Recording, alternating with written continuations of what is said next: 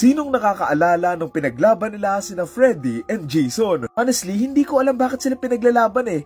Parehas lang naman silang gumagawa ng kanta. Magsisimula itong lahat kay Freddy na gustong manakot pero wala nang nakakaalala sa kanya. Kaya naman para mapabalik nga yung takot ng mga tao, dito na nga niya bubuhayin yung isa pang halimaw at ito nga si Jason. Sa mga susunod na araw, dito na nga aatake si Jason sa maraming tao na sasamantalahin nga ni Freddy para makabalik siya. Dito na nga kakailanganing makatakas at makaligtas ang isang grupo ng magkakaibigan kung saan gagawin nga nila ang lahat para malabanan silang dalawa, kung saan dito nga din magkakaproblema nang mag-agawan nga sina Freddy and Jason ng mga aatakihin. Title ng movie, Freddy vs. Jason.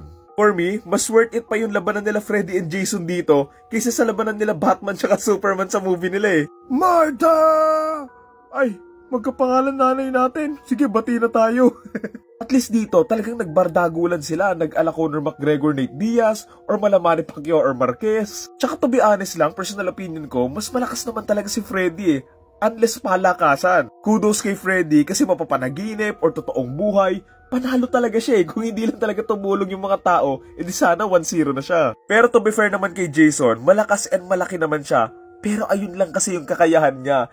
And ayun nga lang yung skills niya, hindi nga katulad kay Freddy na mayroon pa siyang kapangyarihan, nagtatransform and everything. Siguro nga kung talagang 1v1, mas interesting makitang maglaban si Jason tsaka si Michael Myers eh. Pwede nga si Leatherface eh, kaso tao yun eh. So ayun, balik na tayo doon sa movie. It's a fun thriller slasher film na sobrang classic lang, lalo na kung lumaki kang nanonood ng Friday the 13th and Nightmare on Elm Street movies. For me, na-display naman nila yung skills ng bawat isa na wala namang lugi, kumbaga kung ano lang talaga sila doon sa series nila, ganun lang din sila dito. This is a very 2000 type of movie na may isang grupo na magkakaibigan na may humahabol nga sa kanilang kalaban, and it work out naman din kasi interesting din yung mga characters eh. Even if maiksi lang yung runtime ng film, memorable din naman yung ilan sa mga characters nga nila dito na akala ko nga makakasurvive si Kelly Rowland eh. Tapos kung hindi nyo siya kilala, siya lang naman yung nasa music video ng No matter what I do, all I think about is you. Naipakita rin dito yung advantage ng mas maraming practical effects kasi kahit simple lang yung story and nangyayari,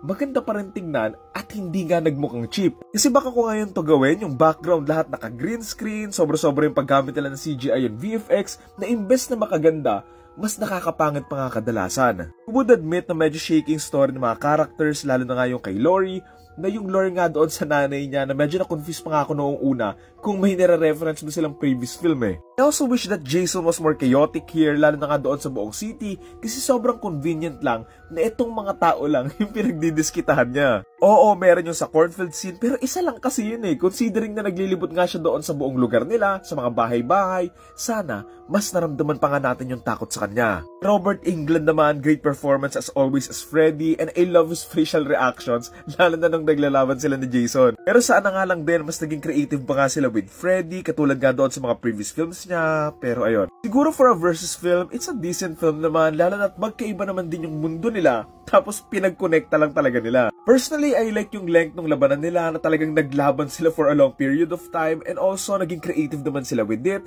And sa tingin ko naman na ipakita talaga nila yung bawat skills nitong dalawang to. So yun again, title ng movie, Freddy vs. Jason, and ang torta rating ko for this ay 6 out of 10.